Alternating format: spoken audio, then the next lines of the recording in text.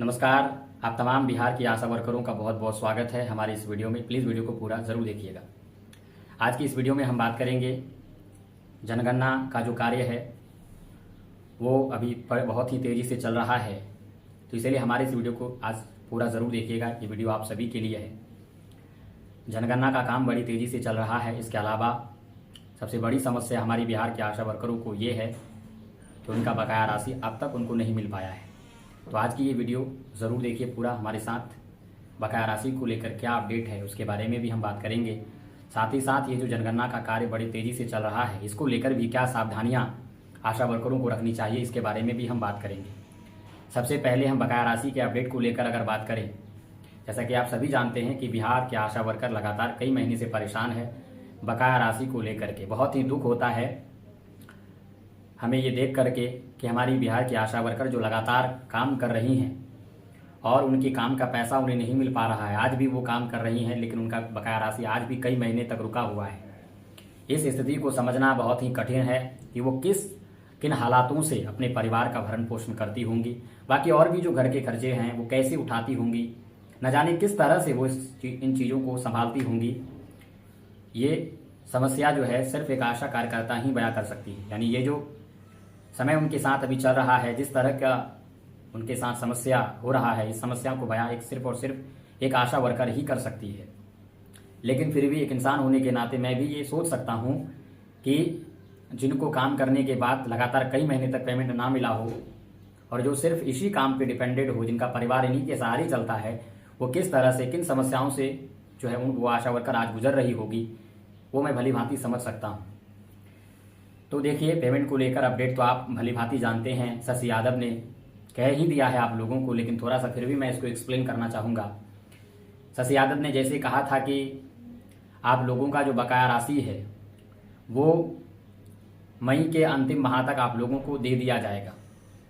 इसकी भी कोई गारंटी नहीं है, लेकिन राज्य स्वास्थ्य समिति से जब मुलाकात उन्होंने की, जब उन्होंने बैठक की, वार्तालाप की, उनको बुलाया गया तो तमाम जिला के नेतृत्वकारी गए, शशि यादव गए, रणविजय कुमार भी थे उसमें, और भी कई नेता शामिल थे, जिसमें ये सहमति बनी, ये फैसला बना कि अभी हमारे पास पेमेंट नहीं है, लेकिन जैसे ही पेमेंट आएगा तो हम बिहार के आशा वर्करों को पेमेंट दे देंगे मई के अंतिम समय तक। यानी अंत मई माह तक हम बिहार के आशा वर्करों का जो भी बकाया राशि है वो उनके खाते में हम भेजने का काम करेंगे। ये उन्होंने एक बड़ा आश्वासन दिया। इसके साथ ही साथ उन्होंने एक और भी बड़ा आश्वासन ये दिया कि बिहार के आशा वर्करों की जो कार्य सीमा है, जो उम्र सीमा है, उसे बढ़ा करके हम 65 वर्ष करने की पूरी कोशिश करेंगे, हम एड़ी चोटी लगा देंगे। ये राज्य स्वास्थ्य समिति के द्वारा ये बात जो है कही गई। अब देखिए, सोचने वाली बात यह है, सबसे बड़ी समस्या ये है कि राज्य स्वास्थ्य समिति के जो है पदाधिकारियों ने ये बात कही है, लेकिन ये उन पर भी निर्भर नहीं करेगा। ये निर्भर करेगा कि पैसे सरकार उनको भेजती है या नहीं, इस बात पर निर्भर करेगा।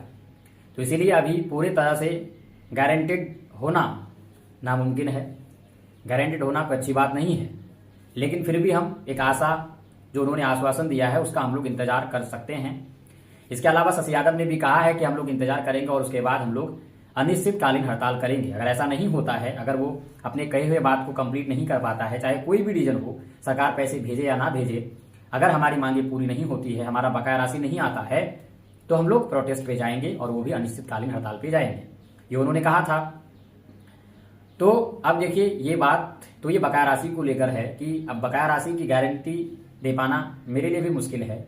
ये बात सरकार की है। सरकार के पास अगर पैसे होगी और वो अगर देने का मन उनको होगा तो सरकार पैसे भेजेगी जो है स्वास्थ्य समिति को, फिर वो आप लोगों के खाते में ट्रांसफर करेगी।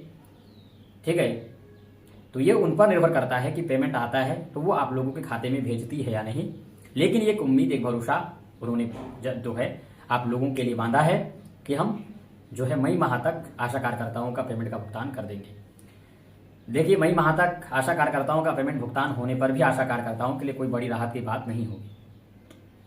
उनको सारा बकाया मिलना चाहिए जो है, यानी कि अगर मई माह तक उन्होंने अंतिम मई माह तक की बात की है तो अप्रैल माह तक का भुगतान उनको होना चाहिए, तब जाकर ही हमारे बिहार के आशा कार्यकर्ताओं को राहत मिलेगा।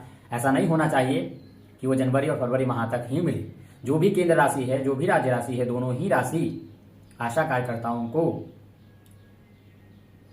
अप्रैल माह तक मिलना चाहिए। पिछले साल का और इस साल के अप्रैल माह तक जो भी सारा बकाया राशि है, चाहे वो केंद्र राशि हो या राज्य राशि हो, दोनों ही राशि आशा कार्यकर्ताओं को मिलना चाहिए। ये सबसे बड़ी बात है।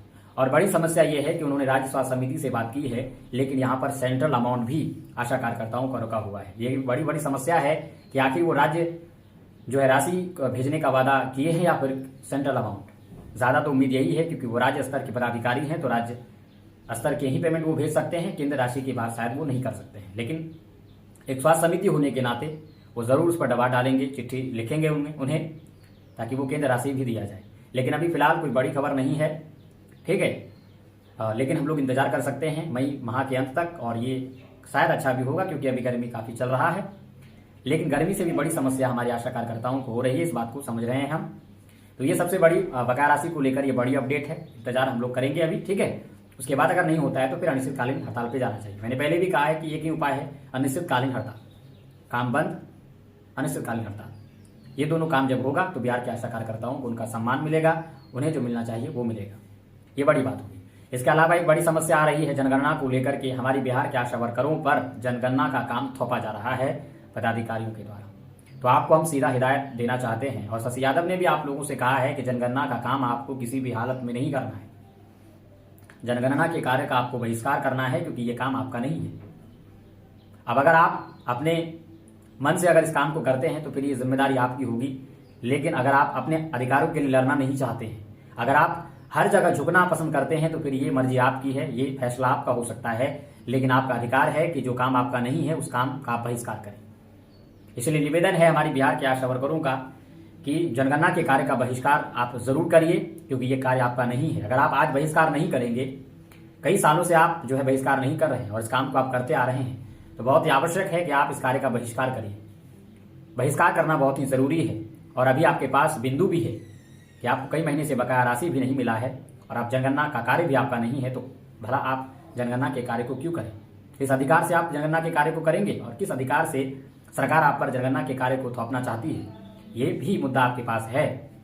तो इसीलिए जनगणना के कार्य का सीधा बहिष्कार करिए। तमाम बिहार के जो आशा वर्कर हैं, आप लोगों को किसी भी हालत में जनगणना के कार्य में शामिल नहीं होना है। ये कार्य आपका नहीं है, ये कार्य टीचरों का है या अन्य पदाधिकारियों का है, ये कार्य आशा वर्करों का नहीं है। सीधी सी बात। आशा और आशा फैसिलिटेटर जनगणना के इस कार्य को नहीं करेंगी, ये बात आप लोग ध्यान रखिए। इसका बहिष्कार आप सभी को करना है। चलिए फिलहाल आज के इस वीडियो में इतना ही। हम फिर मिलेंगे एक नई वीडियो के साथ, तब तक के लिए धन्यवाद।